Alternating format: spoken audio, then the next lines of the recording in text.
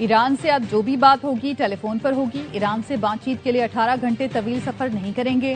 امریکی صدر Donald Trump کہتے ہیں ایران جوہری ہتھیار نہیں رکھ سکتا، وہ آمادہ نہیں تو ملاقاتوں کی ضرورت بھی نہیں۔ ایران کے سمجھدار لوگوں سے بات ہو رہی ہے، امید ہے ایرانی دانش مندی کا مظاہرہ کریں گے۔ ہم ایران کی افزودہ یورینیم کو مذاکرات کے حصے کے طور پر لیں گے۔ ایران کی جنگ بہت جلد ختم ہوگی اور ہم جیتیں گے۔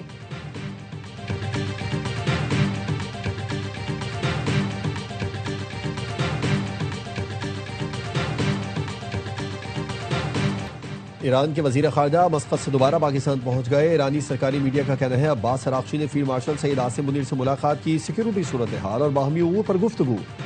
مختصر قیام کے بعد ایرانی وزیر خارجہ ماسکو روانہ ہو گئے۔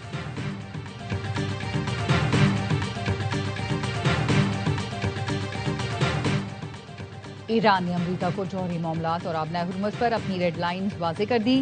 ایرانی میڈیا کا کہنا ہے عباس عراقچی کے دورے میں ثالث پاکستان کے ذریعے امریکہ کو تحریری پیغامات پہنچائے گئے۔ عباس عراقچی جوہری پروگرام آبنائے ہرمز پر ایرانی موقف کو دو ٹوک انداز میں پیش کر رہے ہیں۔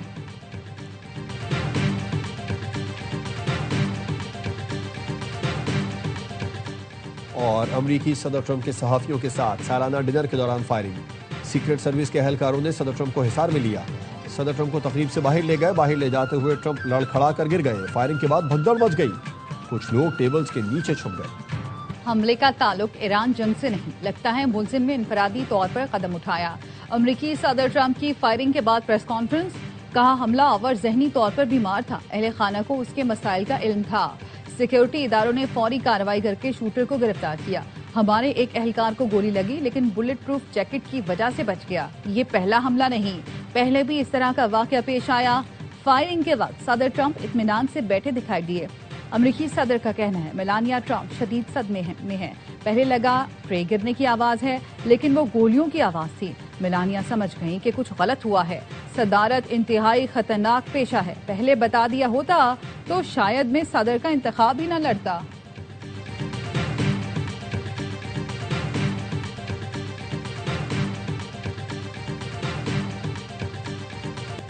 صدر زرداری اور وزیر اعظم شہباز شریف کی وائٹ ہاؤس عشائیے میں فائرنگ کی شدید مذمت۔ آصف زرداری کا صدر ڈونلڈ ٹرمپ اور خاتون اول کے محفوظ رہنے پر اظہار اطمینان، کہا واقعہ دہشت گردی کی گھناؤنی شکل ہے جس کی جتنی بھی مذمت کی جائے کم ہے۔ وزیر اعظم کا صدر ٹرمپ کی موجودگی میں فائرنگ پر اظہار افسوس، ایکس پر لکھا عشائیے میں فائرنگ کے پریشان کن واقعے سے گہرا صدمہ ہوا، جان کر خوشی ہوئی صدر ٹرمپ، خاتون اول اور دیگر حاضرین محفوظ ہیں۔ نائب وزیر اعظم اسحاق ڈار کا صدر ٹرمپ اور دیگر کے لیے نیک خواہشات کا اظہار۔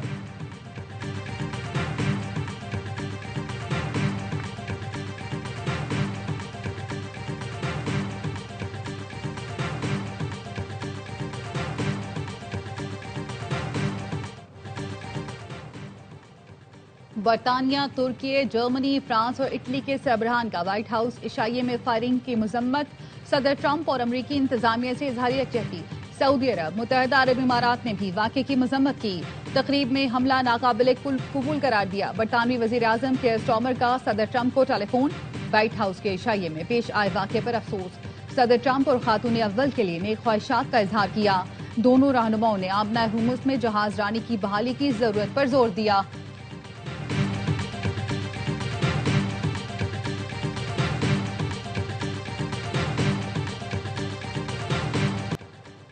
وائٹ ہاؤس کے ڈنر میں فائرنگ کرنے والے ملزم کا نام کولی تھامس ایلن اور عمر 30 سال ہے، وہ کیلیفورنیا کا رہائشی ہے۔ واشنگٹن ڈی سی کے پولیس چیف جیفری سی کارول کا کہنا ہے کہ مشتبہ شخص اسی ہوٹل میں بطور مہمان ٹھہرا ہوا تھا جہاں یہ تقریب جاری تھی۔ تفتیش کے سلسلے میں اس کا کمرہ بھی سیل کر دیا گیا۔ ملزم کے پاس شاٹ گن، متعدد چاقو موجود تھے۔ حکام ویڈیوز کا جائزہ لے رہے ہیں۔ مشتبہ شخص اندر تک کیسے پہنچا؟ اٹارنی جنرل کا کہنا ہے کہ ملزم کو کل عدالت میں پیش کیا جائے گا۔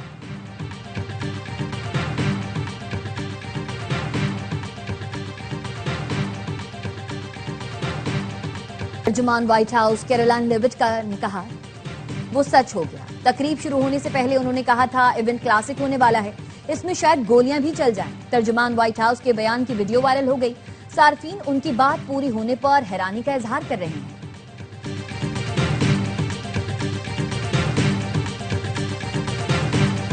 پاکستان نے تنازع میں بہترین کام کیا، فیلڈ مارشل عاصم منیر اور وزیر اعظم شہباز شریف بہترین شخصیات ہیں۔ امریکی صدر ڈونلڈ ٹرمپ کہتے ہیں فیلڈ مارشل عاصم منیر اور وزیر اعظم شہباز شریف چاہتے ہیں مسئلہ حل ہو۔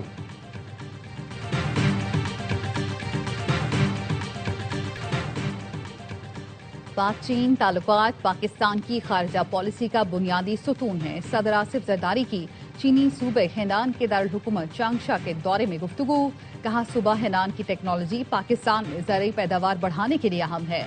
صدر زرداری سے ہینان کے پارٹی سیکرٹری شین شیاؤ منگ کی ملاقات، زراعت، صحت، تعلیم، تجارت اور اہم شعبوں میں تعاون پر بات چیت۔ گورنر ہینان ماؤ وی منگ کا صدر زرداری کے اعزاز میں شائع۔ صدر زرداری نے تقریب سے خطاب میں کہا ماؤ سے تنگ کی میراث آج بھی زندہ ہے، عوامی طاقت کا تصور پاکستانی عوام میں بے حد مقبول ہے۔ گورنر ہینان نے کہا صوبہ ہینان سی پیک 2 کی ترقی میں بھرپور کردار ادا کرتا رہے گا۔ صدر زرداری نے صوبہ ہینان کی زرعی ٹیکنالوجی اور مشینری میں مہارت کو سراہا۔ صدر زرداری کا چانگشا میں ثانی ہیوی انڈسٹری کا دورہ، صنعتی تعاون اور ٹیکنالوجی میں شراکت داری پر زور۔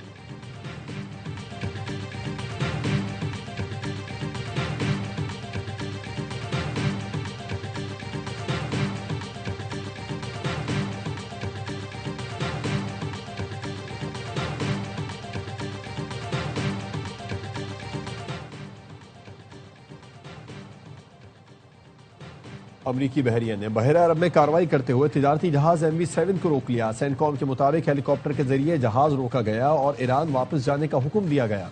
حکام کا کہنا ہے بحری جہاز تجارت کی آڑ میں غیر قانونی ایرانی مصنوعات کی منتقلی میں ملوث تھا اور حالیہ بلیک لسٹ کیے گئے 19 جہازوں میں شامل ہے۔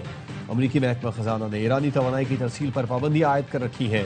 ناکہ بندی کے آغاز سے اب تک 37 جہازوں کا رخ موڑا جا چکا ہے۔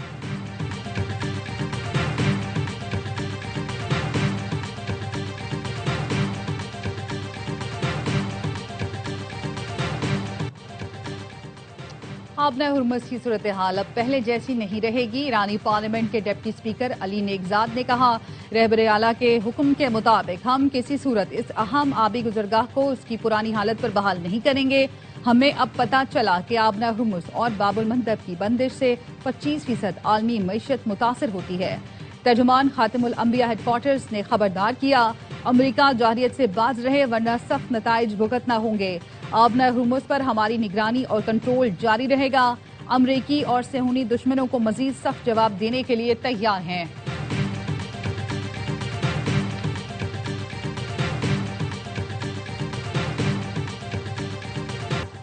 ایرانی حملوں سے امریکہ کو اربوں ڈالرز کا نقصان ہوا۔ امریکی فوجی اڈوں پر نقصان جتنا بتایا گیا اس سے کہیں زیادہ ہے۔ امریکی نیوز چینل NBC کی امریکی حکام کے حوالے سے رپورٹ، بتایا نقصانات کے ازالے پر اربوں ڈالرز لاگت آ سکتی ہے۔ ایران نے خلیجی ممالک میں 7 امریکی اڈوں پر درجنوں اہداف کو نشانہ بنایا۔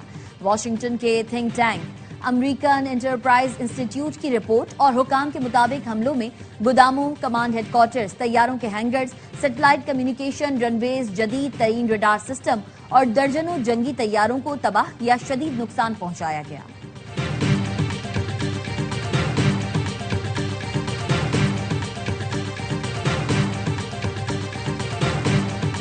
دہشت گردی کو فروغ دے رہا ہے اور پاکستان دہشت گردی کا مقابلہ کر رہا ہے۔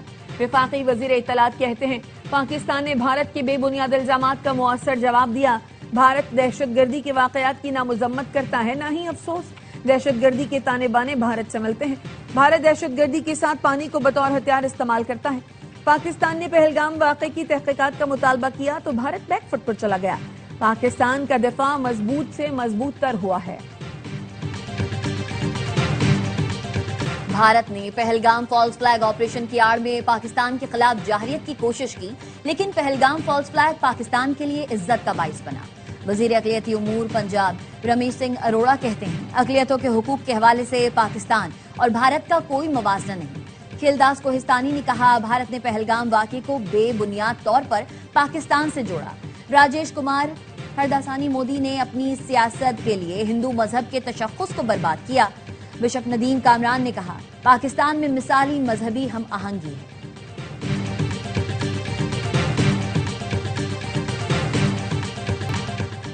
TRF بھارتی خفیہ ایجنسیوں کا مہرہ، بھارتی متضاد بیانات سے پہلگام فالس فلیگ کی حقیقت آشکار ہو گئی۔ پہلگام واقعے کے دوران بھارتی پروپیگنڈا مشینری سیکیورٹی ناکامی کو چھپانے کے لیے جھوٹ اور فریب کا سہارا لیتی رہی۔ بھارتی میڈیا نے حسب روایت من گھڑت پروپیگنڈے کے ذریعے پہلگام واقعے کو پاکستان سے جوڑنے کی ناکام کوشش کی. کالعدم تنظیم دی ریزسٹنس فرنٹ نے پہلگام حملے کی ذمہ داری قبول کی. پاکستان کے نائب وزیر اعظم اسحاق ڈار نے شواہد کے ساتھ عالمی سطح پر پاکستان کے 2 ٹوک موقف کو تسلیم کرایا.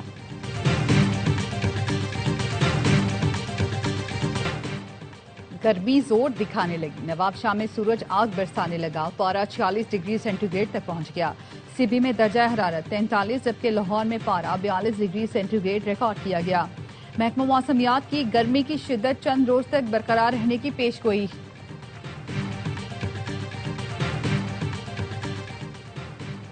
چلاس کے قریب تھوڑ نالہ کے مقام پر شاہراہ قراقرم لینڈ سلائڈنگ کے باعث بند ہو گئی. شاہراہ قراقرم کے دونوں اطراف گاڑیوں کی قطاریں لگ گئی.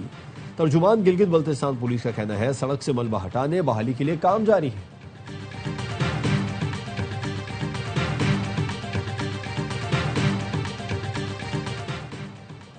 راولپنڈی اسلام آباد میں میٹرو بس سروس جزوی طور پر بحال. میٹرو بس صدر اسٹیشن سے شہید ملت اسٹیشن تک مکمل فعال ہو گئی. پریڈ گراؤنڈ سے پاک سیکریٹریٹ تک میٹرو بس سروس تاحال بند. 7 روز کی بندش کے بعد راولپنڈی میں گرین بس سروس مکمل بحال کر دی گئی. قائد اعظم یونیورسٹی میں کل سے آن کیمپس تعلیمی سرگرمیاں دوبارہ شروع ہوں گی.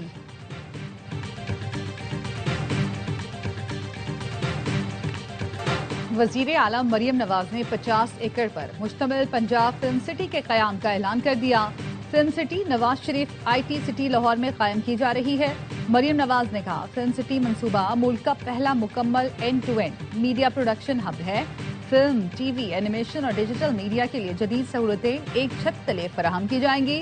فلم اور میوزک اسکول بھی منصوبے کا حصہ ہوں گے. صوبائی وزیر اطلاعات عظمہ بخاری نے بتایا پنجاب کی تاریخ میں پہلی بار فلم انڈسٹری کی بحالی کے لیے 2 ارب روپے مختص کیے گئے. وزیر اعلیٰ کی ہدایت پر یونیورسل معیار کے لاہور فلم سٹی پر کام شروع کر دیا گیا.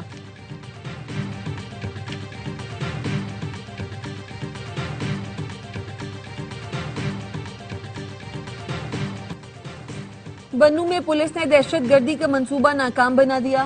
بم ڈسپوزل اسکواڈ نے سڑک کنارے نصب 3 کلو بارودی مواد کو ناکارہ بنا دیا. حکام کا کہنا ہے ریموٹ کنٹرول بارودی مواد پولیس کو نشانہ بنانے کے لیے نصب کیا گیا تھا.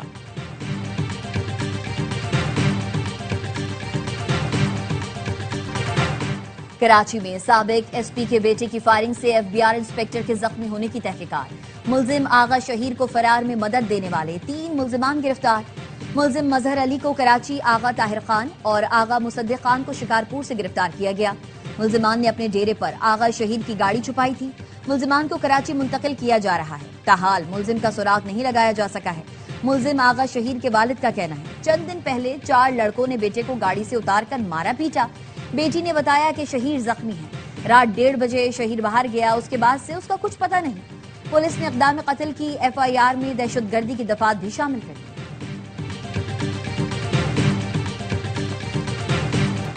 PSL فائنل کے ٹکٹوں کی آن لائن فروخت کل سے. فزیکل ٹکٹس منگل سے دستیاب ہوں گے.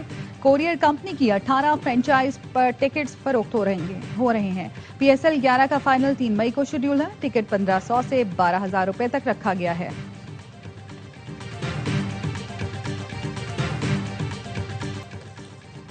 کرکٹ کا بڑھائے جوش، ہر لمحہ پرجوش. PSL اسپیشل سابق کرکٹر باسط علی اور کامران اکمل کے شاندار تجزیے اور تبصرے. آج بنیں گے اداکارہ ہبہ علی مہمان. سامنا کریں گی وسیم مدانی کے معصومانہ سوالات کا. مصطفیٰ چودھری اور عادی کامیڈی کا تڑکا لگائیں گے.